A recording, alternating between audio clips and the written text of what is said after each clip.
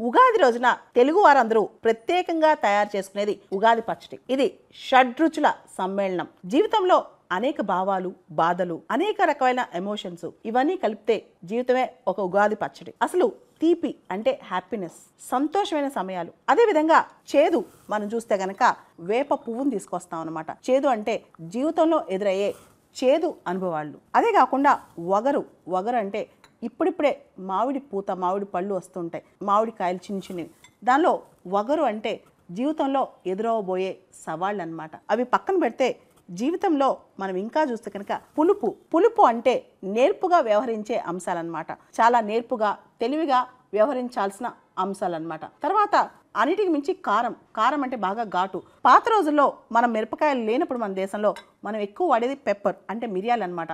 సహనం కోల్పోయే సందర్భాలు అంటే రకరకాల రుచులు. మనం ఉప్పుని గమనిస్తే కనుక జీవితంలో రుచికి సంకేతం, ఉత్సాహానికి సంకేతం. దీనిలో బెల్లం అంటే తీపికి, ఆనందానికి సంకేతం.